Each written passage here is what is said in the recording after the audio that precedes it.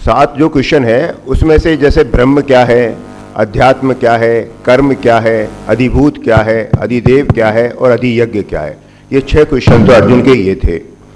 अपने जो काम का है, हम सब लोगों के जो काम का है, वो 7वां नंबर का क्वेश्चन है अर्जुन का। क्या है वो क्वेश्चन कि बसीभूत अंतःकरण वाले मनुष्य अंत काल में आपको कैसे जानने में आते हो, अर्थात अंत काल में आप कैसे जानने में आते हो, ये क्वेश्चन है अर्जुन का। जब मौत आ रही होती है तो आप अंत समय हो गया ना, तो अंत समय में आप कैसे जानने में आते हो, ये क्वेश्चन अर्जुन ने पूछा भगवान से।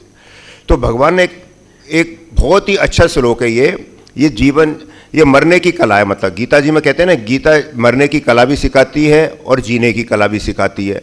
तो जिसको मरना आता है उसी को जीना आएगा। तो भगवान ने 5, 6, 7 ये 3 श्लोक बताए। इसमें 5वां नंबर का जो श्लोक है वो मरने की कला बताएगा और 7वां नंबर जीने की कला बताएगा।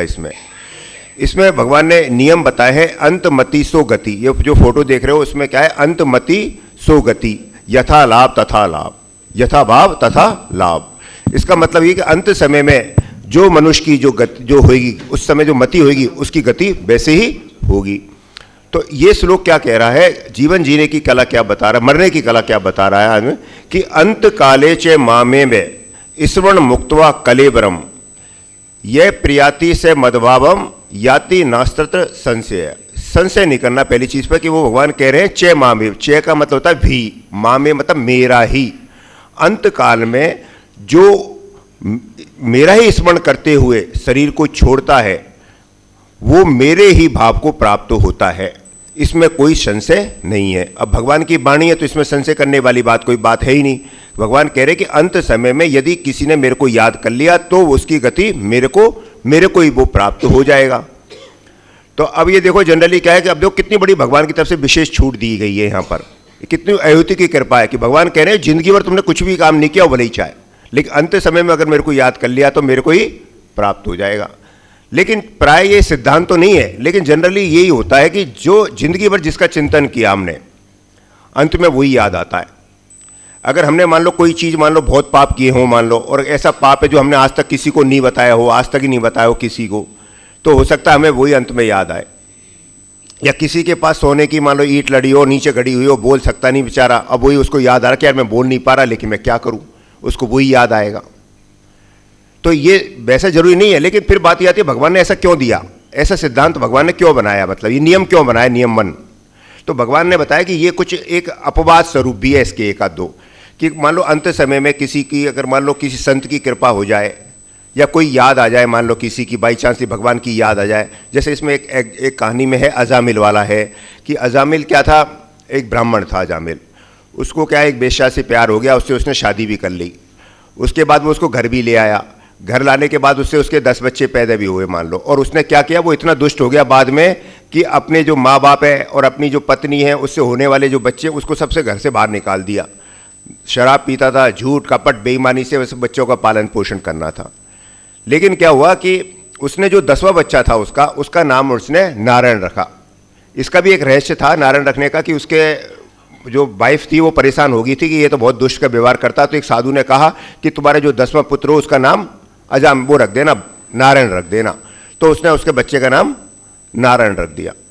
अब वो नारायण में उसकी बड़ी आसक्ति थी होगी, बच्चे की भी आसक्ति थी और माँ की भी आसक्ति थी, दोनों की बड़ी आसक्ति थी। वो उसके बिना रह नहीं पाते थे। लेकिन जब अंत काल में उसका जब अंत आया किसका, अजामिल का, तो उसमें क्या वहाँ पे जो यमराज थे उसके 4 यमदूत आ गए उसके पास उसको लेने के लिए कि चलो। तो लेकिन वो उससे घबरा गया एकदम। तो घबराने के बाद उसने कहा नारायण नारायण अरे नारायण, वो नारायण बाहर खेल रहा होगा। तो जैसे उसने नारायण नारायण अरे नारायण पुकारा तो भगवान के 4 पार्षद वहाँ पर आ गए। अब दोनों में लड़ाई हुई, यमराज अलग, यमदूत अलग बोले और पार्षद अलग। तो दोनों में आपस में काफ़ी वार्तालाप होने के बाद जो यमदूत थे उनको वापस लौटना पड़ा यमराज के पास। उनने कहा साहब ऐसे ऐसे बात हो गई साहब। तो यमराज ने बताया यमदूतों को तुम्हें हमारा राज्य नहीं है, जब भगवान नाम जप की चिंता है, वो नाम हो रहा है, जप हो रहा है, उनका नाम है भगवान का, वहाँ तो हमारा राज्य चलता ही नहीं है, वहाँ तो आपको जाना ही नहीं था। लेकिन वो पहले चले गए थे। तो इसका मतलब ये बताया है कि जो भगवान नाम की कितनी मुख्यता है यहाँ पर। ये श्लोक बता रहा है कि भगवान नाम की जब अंत समय में अगर मान लो किसी ने भगवान को याद कर लिया या किसी ने करा दिया मान लो, तो उसको भगवान की गति मिल जाएगी।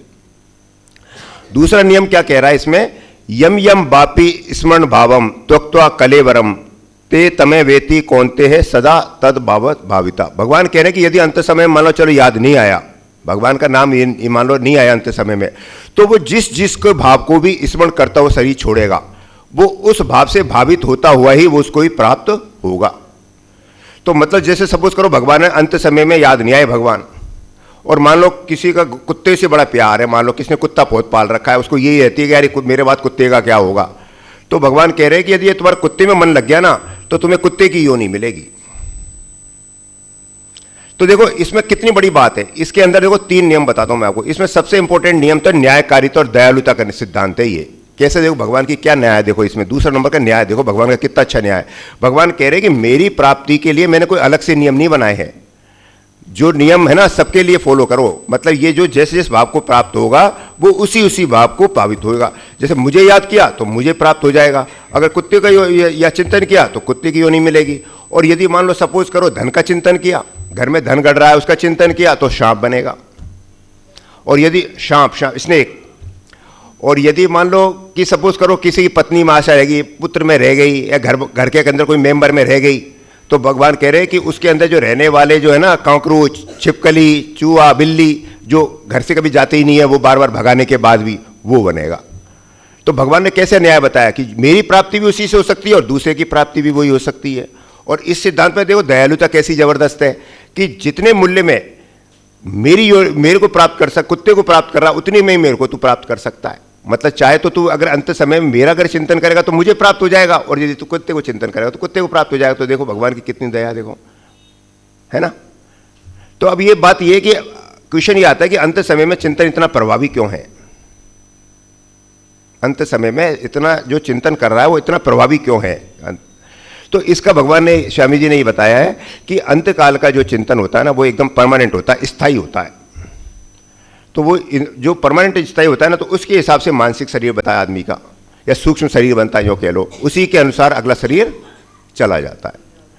तो भगवान ने देखो ये जो शास्त्रों में ना ये जो भगवत प्राप्ति के जो बताया है कि जो लास्ट में जो भगवान की प्राप्ति हो जाए, इसको इस तरह से परम सिद्धि भी कहा गया है। इसको क्या गया, परम सिद्धि, जो अंत में भगवान को याद करा दे। हमारे जयपुर में योगेश जी हैं, 10 साल से चला रहे परम सिद्धि कार्यक्रम, परम सिद्धि का कार्यक्रम, परम सेवा।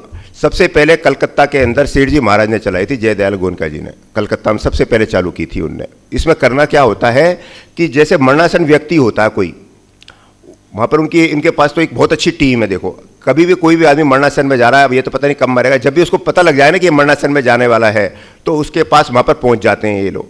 अब उसकी रुचि के अनुसार, यदि सपोज करो उसको गीता जी में रुचि है तो गीता का 8वां चैप्टर पढ़ाएंगे, रामायण में रुचि है तो उसको चलो सुंदरकांड पढ़ा दी, या फिर कोई भगवान का नाम जप कर दिया, हरे राम राम राम हरे हरे हरे कृष्ण कर दिया। तो उसको किसी भी तरीके से, या भगवान की मूर्ति दिखा दी, उसको किसी भी तरीके से जो उसने दिमाग में बना रखा है बस वो याद आ जाए। लेकिन वहाँ जाके ये नहीं करना कि भैया ये ऑस्ट्रेलिया से आई है लड़की, ये देख ले शकल, ये नहीं करवाते वो कि भाई इसको देख ले, वो आप बाहर कर देते। और मजेदारी बात है वो अपने उनकी जगह पानी भी नहीं पीते, वहाँ के पानी भी नहीं पीते वहाँ पर वो, और बेचारे हर 3-3 घंटे में सेवा देते हैं। कई बार तो ऐसा हुआ 2-2 4-4 दिन भी सेवा दी है उन लोगों ने। तो ये परम सिद्धि जो परम सेवा है ना, इसका भी भाव बहुत बड़ा बताया इस श्लोक में कि कैसे भी तरीके से। और सबसे की बात ये है कि वो निष्काम भाव से करते हैं वो, और यदि तुमने ये निष्काम भाव से सिद्ध करी है ना तो भगवान आपकी मजदूरी नहीं रखेगा, भगवान आपकी मजदूरी नहीं रखेगा, वो आपको भी भगवत प्राप्ति अपना आप करा देगा। यदि आपने एक कोई भगवत प्राप्ति करा दी ना ऐसे, तो आपकी तो भगवत प्राप्ति निश्चित ही है। जैसे केवट को करा दी, केवट ने कोई मजदूरी में कुछ नहीं लिया, लेकिन फिर भी भगवान नाम में उसको भगवान अपने पास बुला लिया। उसको बताओ, निधि मजदूरी बताओ, अपने पास बुला लिया, अपनी सम्मुखता कर दी भगवान ने कि तू मेरे पास ही रहे अब केवट। ये कितनी बड़ी मजदूरी है।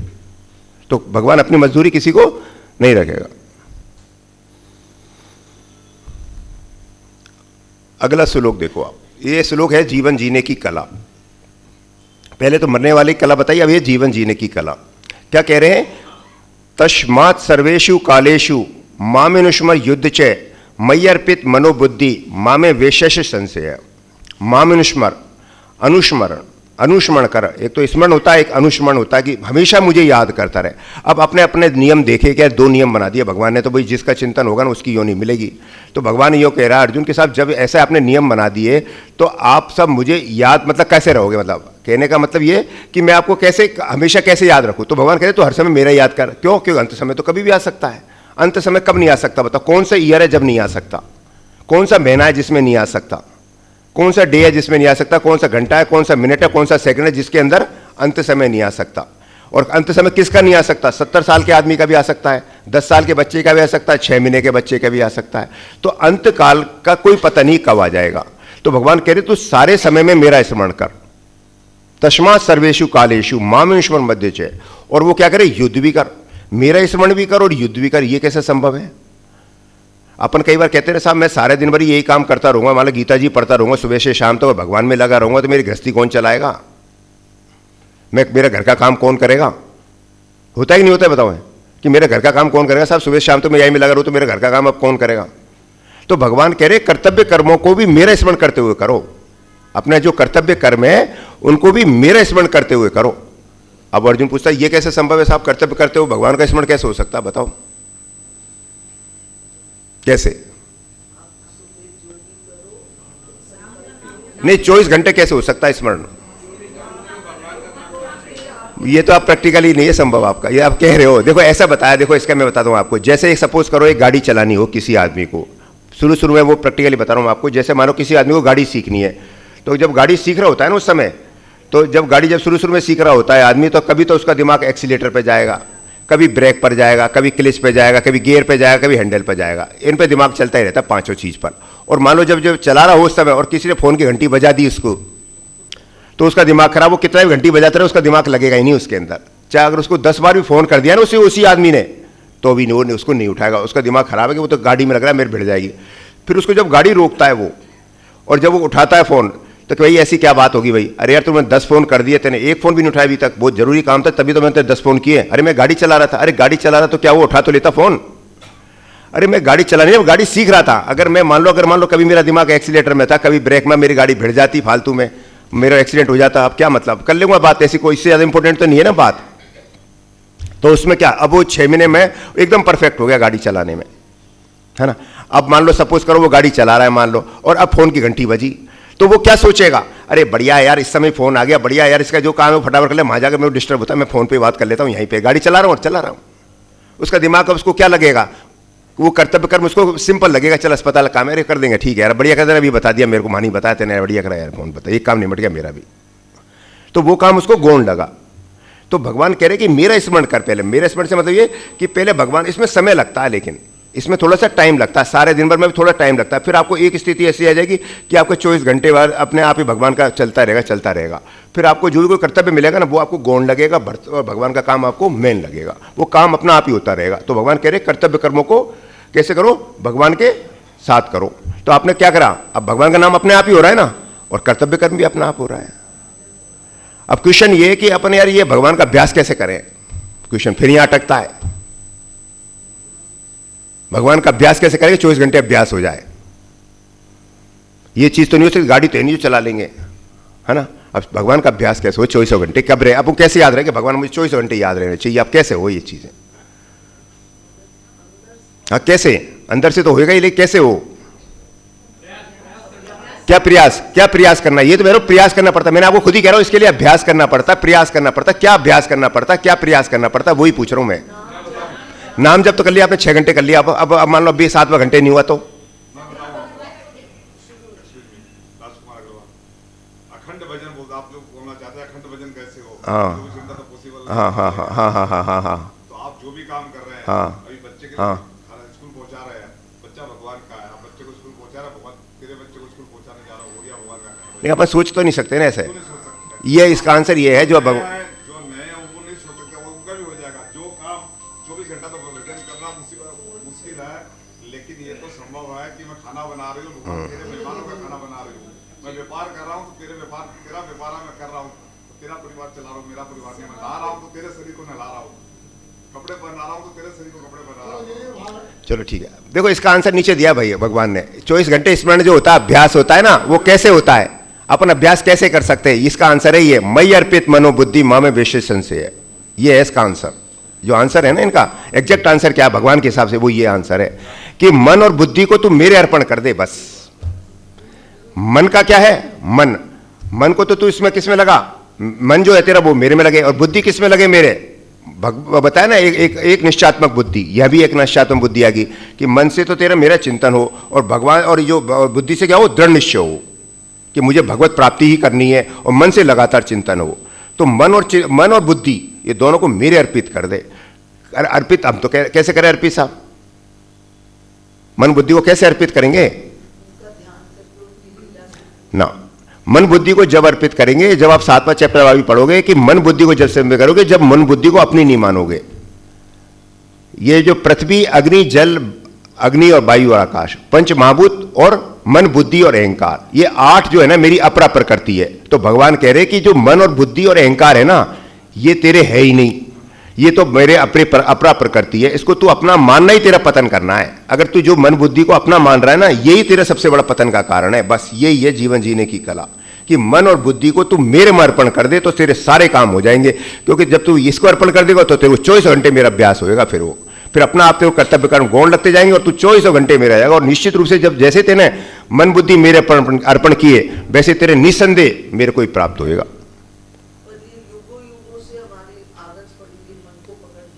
हम मन और वो तो बताया ना, अभी 6वां चैप्टर में चला ना, वो तो अभ्यास और वैराग्य बताया।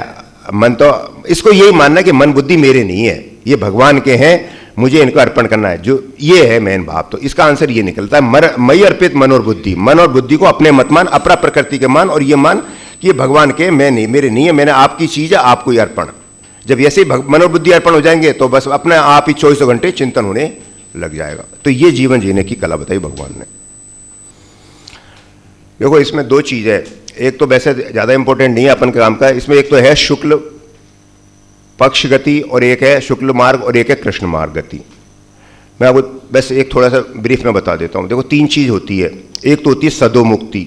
सदोमुक्ति जैसे अभी अपन सुबह से पढ़ रहे हैं कि जीते जी मुक्ति, जीते जी मुक्ति। अब क्या मतलब है जीते जी मुक्ति का?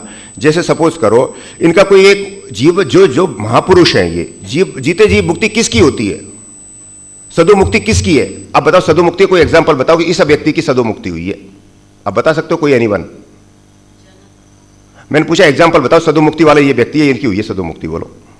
जैसे हमारे स्वामी जी हैं, सेठ जी महाराज हैं, हनुमान प्रसाद पोद्दार जी भाई जी हैं, श्रीपाल प्रभुपाद जी हैं, मदन मोहन मालवीय जी हैं। ये क्या है? ये कारक पुरुष है। क्या बोलते हैं इनको? ब्रह्मज्ञानी कारक पुरुष। कारक पुरुष क्या?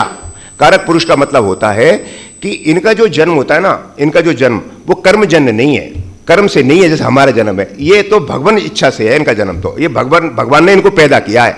किस उद्देश्य से पैदा किया ये इनका जन्म जो हुआ है वो किस उद्देश्य से हुआ है?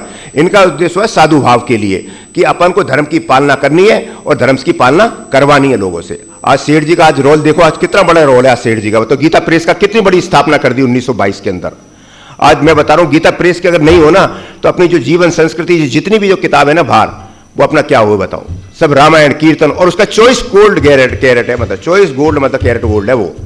कोई मुझे है ना, मैं तो अपनी बात बता, मुझे कोई गीता प्रेस की किताब की कोई बुराई करता है मुझसे तो सुनी नहीं जाती। मैं तो अपनी बात बता देता हूँ। देखो मतलब मैं तो गीता प्रेस में लिख रही है कि ये बुक, बस मैं ये नहीं देख रहा ये बुक में, तू गीता प्रेस की बुक में लिख रही है किताब तो सही है लाइन, बस तेरी लाइन सही गीता प्रेस की बुक में दे रखी है, इसका मतलब सही है लाइन। तो इतनी बढ़िया बुक है वो गीता प्रेस की। गीता प्रेस की बुक तो आप है ना कभी भी ऋषिकेश में जाओ, कहीं भी जाओ, आंख मीच के ले लो कि यार ये बुक तो मुझे लेनी चाहिए, 100 रुपये मेरे खर्च हो रहे हैं तो मुझे लेके जाना ही, बस ये तो मेरा लेना ही है, प्रसाद है मेरा। ये तो कोई प्रसाद ले नहीं ले, गीता प्रेस की किताब ले लो बस आप, तो यही किताब है। तो ये ऐसे जो कारक पुरुष होते हैं ना, इनके जीवन जी मुक्ति है। इनका उद्देश्य है कि यार ये भगवान ने भेजे इनको किसके लिए? धर्म की स्थापना करने के लिए। इतनी सारी संस्कृति गीता प्रेस की खोज करवा दी, देखो कितनी बड़ी संस्था खोल दी। ये है कारक पुरुष। तो ये होते जीते जी मुक्ति। इनकी है सदो मुक्ति, जो अपने आप ही मुक्त हो जाए आदमी। यहां जिंदगी ये अपने आप ही इनकी मुक्ति है, बस ये इनको देख लो, यही मुक्ति है मान लो। सेठ जी को देख लो, भाई जी को देख लो, आपसे अभी ये इनका देख लो, आप इस्कॉन का देख लो, श्रीपाल पादुका जी, इन्हें कितनी स्थापना कर दी। 100 से ऊपर बताओ वर्ल्ड के अंदर खोल दी इनने, 106 108 कम से कम इस्कॉन टेम्पल है ये। और जबकि अमेरिका में ही जब गए थे, उस समय जब यहाँ गए थे दारू वालों के पास या इनके पास जब मिले थे, उस समय इन्हें क्या कहा कि मुझे कहाँ भेज दिया गया ये। और वो जो सबसे मजेदारी बात है, जिनके पास इनको भेजा वो इनसे एंटी चलते थे। मजेदारी बात ये और था, मजेदारी बात ये थी कि वो इनसे एंटी और चलते थे। जो ये काम कहते थे उससे अपोजिट काम करना था उनका, मतलब सत्कर्म छोड़कर तमो गुण पे आना था उनको। फिर भी वहां पर देखो कैसे स्थापना कर दी। तो ये क्या है? कारक पुरुष। सेठ जी, भाई जी, स्वामी जी, ये सब कारक पुरुष है। एक होता है समझ आगे सदोमुक्ति, एक है क्रम मुक्ति। क्रम मुक्ति में क्या होता है, क्रम मुक्ति को बोलते हैं शुक्ल मार्ग का राज। मतलब इसमें क्या होता है कि जो व्यक्ति निष्काम रूप से काम करता है, निष्काम भाव से, जो आदमी निष्काम भाव से काम करेगा ना, उसका विवेक हमेशा जागृत रहेगा। उसको एक फिक्स रहेगा जो निष्काम भाव कि मुझे मेरा उसका उद्देश्य फिक्स हो गया इसमें कि यार मुझे भगवत प्राप्ति करनी है, उसका विवेक पूरी तरह से जागृत है, मुझे भगवत प्राप्ति करनी है। तो भगवान ने यह बताया कि उसने सारी चीजें छोड़ दी संसार की। अगर उसने सारी चीजें छोड़ दी, अब आपने दो चीज रही लास्ट में कि या तो उसका अंत समय जब आया मान लो, तो अगर मान लो उसको कोई वासना रह गई, एक तो ये हो सकता है उसमें सूक्ष्म वासना आ सकती है, और एक हो सकता है सूक्ष्म वासना भी उसमें नहीं आ सकती। दो ही चीज हो सकती है ना यहाँ पर, कि इसके अलावा कुछ हो सकता है। पूरी जिंदगी तो उसने सही निकाली, अब अंत समय के मत सो गति है, अंत समय में यदि सूक्ष्म वासना आ गई तो, और अंत समय में सूक्ष्म वासना नहीं आई तो, दो ही चीज हो सकती है निष्काम व्यक्ति के लिए। तो यदि इसके अंदर भगवान ये बता रहे हैं कि जो जिसमें वासना आ गई ना, वो तो हो गया योग भ्रष्ट एक तरीके से। वो क्या हो गया ना, अपने भ्रष्ट हो गया। तो भगवान एक रास्ता बता रहे हैं, शुक्ल मार्ग का रास्ता। उस रास्ते का क्या है, एक स्टेशन से दूसरा, दूसरे से तीसरा मार्ग पर चलना, अपन को वही शुक्ल मार्ग है। तो भगवान कह रहे हैं कि जब ऐसा व्यक्ति मरता है ना, निष्काम व्यक्ति वाला जिसका भगवत उद्देश्य है और जिसका ये है, वो क्या है, वो तो किस रास्ते से जाएगा, शुक्ल मार्ग से जाएगा। शुक्ल मार्ग में अंदर रास्ते मतलब चार पांच स्टेशन आते हैं, उसके थ्रू जाता है ये, यूं मान लो आप। तो पहला स्टेशन जो पड़ेगा ना, वो पड़ेगा ज्योति स्वरूप अग्नि का देवता के पास। पहले वो उसकी बॉडी कहां जाएगी, अग्नि के देवता के पास जाएगी। फिर वहां से जाएगी दिन के देवता के पास। रट लो बड़े चरोटे रट लो, कोई काम की चीज नहीं है वैसे तो। अग्नि के देवता के पास गई, फिर सबकी जाएगी ये निष्काम व्यक्ति वालों के पास, कि अग्नि के देवता के पास गई, फिर दिन के देवता के पास जाएगी, फिर शुक्ल पक्ष के देवता के पास जाएगी, ठीक है। फिर उसके बाद उत्तरायण के देवता के पास जाएगी। अब यहां से जो है ना चीजें, दो चीज, यहां से जो उत्तरायण देवता के पास, जैसे भीष्म पिताजी में गए थे उत्तरायण के देवता के पास, सीधे भगवान के पास चले गए। तो जिनको यदि मान लो उसको कोई योग भ्रष्ट नहीं है और इसकी सीधी है, तो वो तो सीधे भगवान को प्राप्त हो जाएगा। और यदि मान लो सपोज करो कि उसने अंत समय में सूक्ष्मकालीन वासना पैदा हो गई उसको, तो वो जो उत्तरायण है ना, उससे कहां चले जाएगा, वो ब्रह्मलोक में चला जाएगा वो। अब ब्रह्मलोक में क्या करेगा, वहां तो रही उसकी सूक्ष्म वासना है, अब ब्रह्मलोक के अंदर खूब जिंदगी भर है ना, उसके मतलब खूब आराम से तेरी वासनाएं पूरी कर, है ना। अब ब्रह्मलोक का देखो सुख कितना है, 10 अरब गुना सुख है अपने मृत्यु लोक से, 10 करोड़ गुना सुख है, और भगवान के यहां 10 अरब गुना सुख है। तो बेचारा वो सीधे 10 अरब में आ रहा है ना। अब वो दुनिया भर के दूसरे ब्रह्मलोक के अंदर क्या होगा, ब्रह्मलोक में चलेगा। अब सूक्ष्म वासना के कारण जब ब्रह्मा जी प्लीन हो जाएंगे महाप्रलय के अंदर, तो वो भी उसके अंदर प्रलय हो जाएगा उसका, तो उसको वापस नीचे नहीं आना पड़ेगा। इसको बोलते हैं शुक्ल पक्ष। इसको क्या बोलते हैं, ये क्रम व्यक्ति। क्रम का मतलब ब्रह्मा जी के साथ ही चलेगा, वापस मुझे पृथ्वीलोक में नहीं आना पड़ा। वो कौन व्यक्ति है, जो कि निष्काम है, जिसके अंदर विवेक जागृत है और जिसको भगवत प्राप्ति का उद्देश्य है, वो तो उसकी तो क्रम मुक्ति हो जाएगी। या फिर मान लो सीधे ही चला जाएगा, योग भ्रष्ट नहीं हुआ तो। और दूसरा मार्ग है इसमें कृष्ण मार्ग। कृष्ण मार्ग वाले व्यक्ति सकामी होते हैं, जैसे अपने जैसे लोग जो सकामी होते हैं ना, बिल्कुल सकामी व्यक्ति, वो जिनका विवेक जागृत नहीं है, जिनको ये लगता है कि मुझे तो भगवान को स्वर्ग मिल जाए बस एक बार, तो यहाँ के कर्म तो छोड़ देते हैं वो, लेकिन वो क्या करते हैं, यज्ञ तप दान करते हैं इसलिए कि मुझे स्वर्ग लोक मिल जाए। क्या मिल जाए, तो यहाँ पर ये सब चीज बांटते रहते हैं, 14 वो बांट दी, 13 ये बांट दी, ये कर दी, दशहरे पे ये कर दिया कि मुझे वहां मिलेंगे। तो वो क्या है, उसका एक मार्ग अलग बता दिया भगवान ने। उसका मार्ग क्या बना दिया, रात्रि के देवता के पास, पहले सबसे पहले किसके पास चला जाएगा, धूम के देवता के पास चला जाएगा, फिर रात के देवता के पास चले जाएगा, फिर कृष्ण पक्ष के देवता के पास चला जाएगा, फिर दक्षिणायन के देवता के पास चला जाएगा। चले, अब वहां से वो चंद्रलोक मतलब ऊंचे लोकों में चला जाता है, मतलब एक तरह से किस लोक में चला जाता है, स्वर्ग लोक में चला जाता है। वहां स्वर्ग के भोग भोगता रहता है। जैसे स्वर्ग के भोग भोगे, वहां बेटा धड़ाक नीचे मृत्यु लोक में वापिस आ जाओ, और ज्यादा धड़ाम तो नीचे अधोगति है, चले जाओ। तो भगवान ये बता रहे 26वें 27 में कि दोनों जो गतियां है ना, वो सनातन है, मतलब शुरू से ही चली आ रही है, शाश्वत है, मतलब परिवर्तन रहित है, अव्यय है, इसमें कोई व्यय नहीं होगा, ये चलती है, चलती ही रहेगी।